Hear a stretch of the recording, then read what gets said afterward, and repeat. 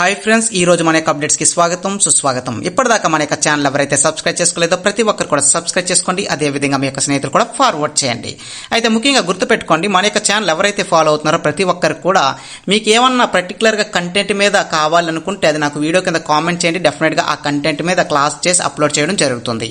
దాంతోపాటు ఎవరైతే మన యొక్క కరెంట్ అఫైర్స్ ఫాలో అవుతున్నారో ప్రతి ఒక్కరు కూడా రన్నింగ్ నోట్స్ అనేది మెయింటైన్ చేయండి.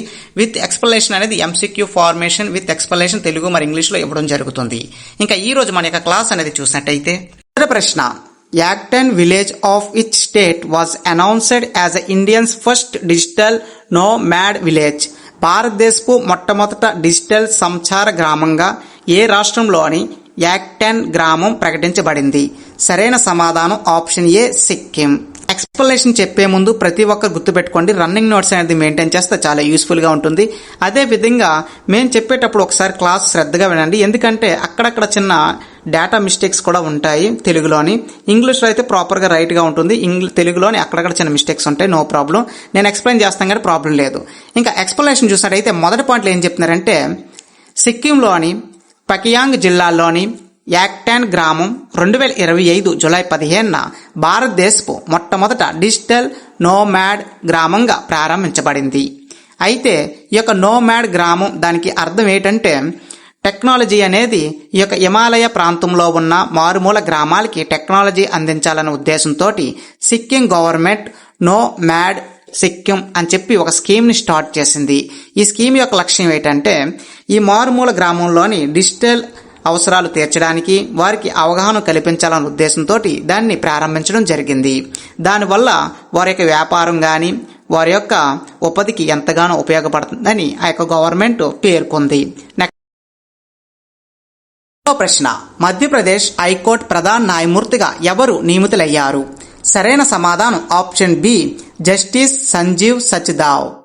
ఎక్స్ప్లెనేషన్ చూసినట్టయితే మొదటి పాయింట్లో ఏం చెప్తున్నారంటే, మధ్యప్రదేశ్, కర్ణాటక, గోవతి, పాట్నా, జార్ఖండ్ హైకోర్టులకు 5 కొత్త ప్రధాన న్యాయమూర్తులను నియమిస్తూ రాష్ట్రపతి ద్రౌపది ముర్ము ఉత్తర్వులు జారీ చేశారని చెప్పడం జరిగింది. ఇంకా వాటికి సంబంధించిన 4 పాయింట్స్ కూడా తెలుసుకుందాం. మధ్యప్రదేశ్ హైకోర్టు ప్రధాన న్యాయమూర్తిగా జస్టిస్ సంజీవ్ సచ్దేవ్, పాట్నా హైకోర్టుకి విపుల్ మనుభాయ్ పంచోలి, కర్ణాటక హైకోర్టుకి విభు బక్రు, గోవతి హైకోర్టుకి అశుతోష్ కుమార్, జార్ఖండ్ హైకోర్టుకి తర్లోక్ సింగ్ చౌహాన్. ఈ విధంగా ఈ పర్సన్స్ ని ద్రౌపది ముర్ము గారు రీసెంట్ గా నామినేట్ చేయడం జరిగింది. మూడో ప్రశ్న, Patriot air defence missile system is developed by which country? Patriot air defence missile సిస్టమ్ను ఏ దేశం అభివృద్ధి చేసింది? సరైన సమాధానం option D, United States. Explanation చూసినట్టయితే, పెరుగుతున్న రష్యా దురాక్రమణలను ఎదుర్కోవడానికి ఉక్రెయిన్కు సాయం కోసం ఎక్స్ప్లెనేషన్ చూసినట్టయితే, రష్యా దురాక్రమణలను ఎదుర్కోవడానికి ఉక్రెయిన్కు వాషింగ్టన్ డీసీ సంస్థ పేట్రియట్ ఎయిర్ డిఫెన్స్ మిసైల్స్ ను ఆ యొక్క దేశానికి పంపిస్తున్నట్లు అధ్యక్షుడు ప్రకటించారు. అయితే ఈ యొక్క మిషన్ నేమ్ చూసినట్టయితే MIM-104 అని మనం చెప్పొచ్చు. ఈ మిషన్ యొక్క ప్రత్యేకత ఏంటంటే, గాల్లో వచ్చే వెపన్స్ కానీ బాంబులు కానీ ఏమన్నా ఉంటే ఈ గాల్లోనే ధ్వంసం చేస్తుంది ఈ మిషన్ విత్ ట్రాకింగ్ అనమాట. ఆ వచ్చే బాంబు ఎటైతే ఉంటుందో ఈ యొక్క మిషన్ యొక్క ట్రాకింగ్ కూడా ఆటోమేటిక్గా అటువైపు కనెక్ట్ అవుతుందని చెప్పొచ్చు. ఇంకో ప్రశ్న, which country hosted the Talisman Sabre exercise 2025? 2025కు సంబంధించి తాలిస్మాన్ సాబెర్ ఎక్సర్సైజ్ కు ఆతిథ్యం ఇచ్చిన దేశం ఏది? సరైన సమాధానం ఆప్షన్ ఏ, ఆస్ట్రేలియా. ఎక్స్ప్లెనేషన్ చూసినట్టయితే, ఇటీవలే ఆస్ట్రేలియా కంట్రీ దీనికి సంబంధించిన తాలిస్మా సైబర్ 2025 ఎక్సర్సైజ్ ఏదైతే ఉందో దీనికి సుమారుగా 18 కంట్రీలు కలిసి ఈ యొక్క ఎక్సర్సైజ్ లో పార్టిసిపేట్ చేయనున్నాయని చెప్పొచ్చు. అయితే దీన్ని ఇన్వైట్ చేసింది ఎవరని చూసినట్టయితే ఆస్ట్రేలియా కంట్రీ ఈ యొక్క 18 కంట్రీని కూడా ఇన్వైట్ చేసింది. అందులో భారతదేశం ఒకటని కూడా మనం చెప్పొచ్చు. ప్రశ్న, ఇటీవల భారతదేశం ఏ దేశం నుండి నెక్స్ట్ జెన్ బుల్లెట్ ట్రైన్ ను పొందుతుంది? సరైన సమాధానం option A, Japan.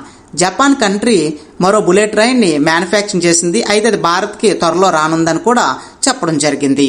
Short cut లోని నెక్స్ట్ జెన్ అన్నారు, అయితే పూర్తిగా చెప్పాలంటే నెక్స్ట్ జనరేషన్ బుల్లెట్ ట్రైన్ అని కూడా మనం అనొచ్చు దీన్ని.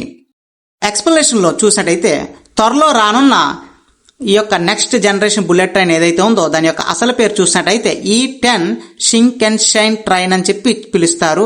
అయితే ఈ యొక్క ట్రైన్ సుమారుగా 508 కిలోమీటర్లు ట్రావెల్ చేస్తుంది. ముంబై నుండి అహ్మదాబాద్ వరకు చేస్తుందని చెప్పొచ్చు. అయితే రీసెంట్గా గుజరాత్ నుంచి ముంబైకి బుల్లెట్ ట్రైన్ కన్స్ట్రక్షన్ అనేది అవుతుంది. ఈ యొక్క ట్రాక్ కన్స్ట్రక్షన్ అనేది ప్రజెంట్ అవుతుంది.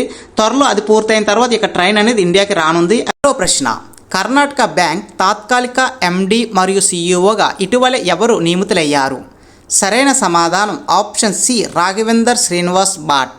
గతంలో చూసుకున్నట్టయితే శ్రీ కృష్ణ హరిహర శర్మ అని కూడా మనం చెప్పొచ్చు. గతంలో ఇక్కడ పిక్చర్లో చూడండి, ఈయన ఓల్డ్ పర్సన్, ప్రజెంట్ అయితే రాఘవేందర్ శ్రీనివాస్ భాట్.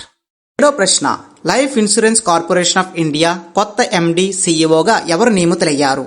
ఎల్ఐసికి కొత్త ఎండి మరియు సిఇఓ కింద ఎవరు నియమితులయ్యారు అని చెప్పి అడిగారు. సరైన సమాధానం ఆప్షన్ ఏ, ఆర్ దొరైస్వామి. ఎక్స్ప్లెనేషన్లో చూసినట్టయితే దొరైస్వామి ఈ యొక్క రిటైర్మెంట్ చూసినట్టయితే ఆగస్ట్ 28, 2028 వరకు ఈ యొక్క పదవిలో ఉంటారు, ఎండి మరియు సిఇఓ ఆఫ్ ఎల్ఐసికి. అయితే ఇక్కడ లాస్ట్ చూడండి, ఎల్లో కలర్లో మార్చేశాను. Life insurance corporation of India 1 September 1956లో దీన్ని ఫౌండేషన్ అనేది వేశారని చెప్పొచ్చు. అయితే హెడ్ క్వార్టర్స్ చూసినట్టయితే ముంబై, మహారాష్ట్ర, ఇండియాలోని మహారాష్ట్రలో దీని యొక్క హెడ్ క్వార్టర్స్ ఉందని కూడా మనం చెప్పొచ్చు. 8వ ప్రశ్న, ప్రపంచంలోనే అత్యంత వృద్ధుడు మారథాన్ రన్నర్ 114 ఏళ్ల వయసులో మరణించాడు. అతను ఎవరు? సరైన సమాధానం ఆప్షన్ బి, ఫౌజా సింగ్. 9వ ప్రశ్న, in which city bits Pilani has announced that it will build India's first AI+ campus.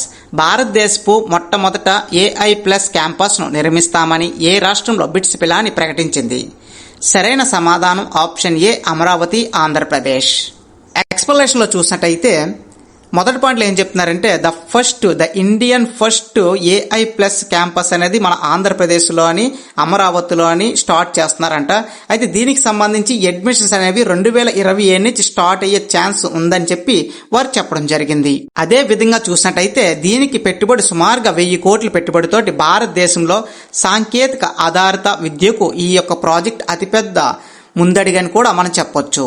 ప్రశ్న, 2025 మేజర్ లీగ్ క్రికెట్ టైటిల్ను గెలుచుకొని చరిత్ర సృష్టించిన జట్టు ఏది? సరైన సమాధానం ఆప్షన్ ఏ, MI న్యూయార్క్.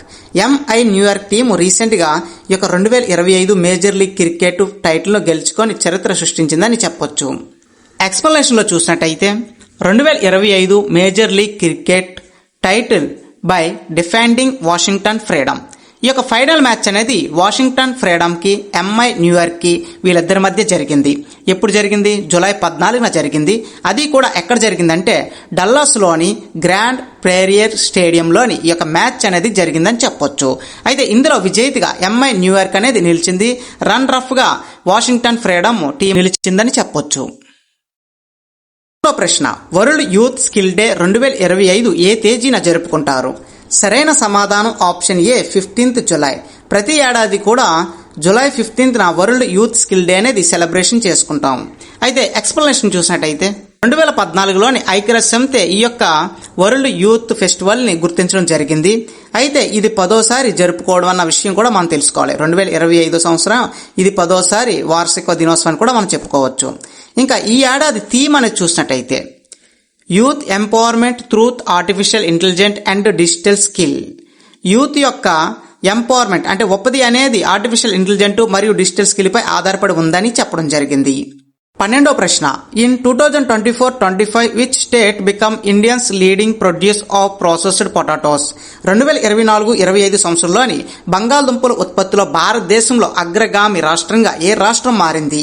సరైన సమాధానం ఆప్షన్ డి, గుజరాత్. ఎక్స్ప్లెనేషన్లోని మొదటి పాయింట్ చూసినట్టయితే 2024-25 డేటా ప్రకారం బంగాళదుంప ఎగుమతిలోని గుజరాత్ మొదటి స్థానంలో ఉండడం జరిగింది. అయితే ఈ బంగాళదుంపలు అనేవి ఫ్రెంచ్ దేశాలకు ఎక్కువగా తరలిస్తున్నారని కూడా చెప్పొచ్చు.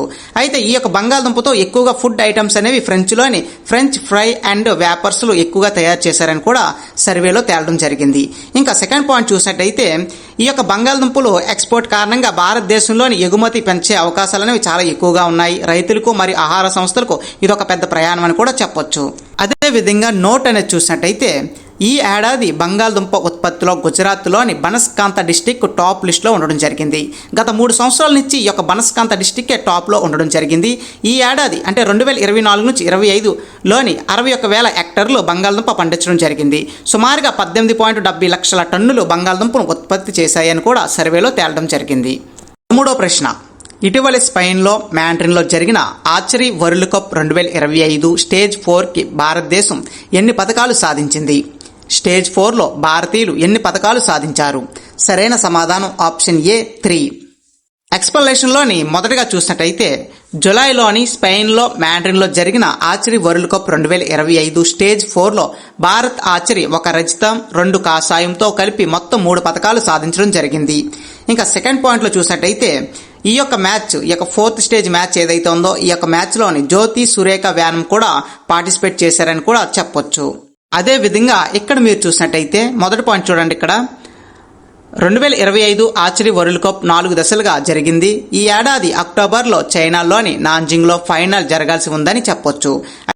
స్టేజ్ 1 అమెరికాలోని ఆబెర్న్డేల్లో జరిగింది. భారత్ 1 స్వర్ణం 1 రజతం 2 కాషాయ పతకాలు సాధించింది. ఇంకా స్టేజ్ 2 చూసినట్టయితే చైనాలోని షాంఘైలోని జరిగింది. అయితే భారత్ ఇక్కడ మొత్తం 7 మెడల్స్ సాధించడం జరిగింది. 2 గోల్డ్ 1 సిల్వర్ 4 బ్రాంజ్ మొత్తం కలిపి 7 మెడల్స్ అని చెప్పొచ్చు.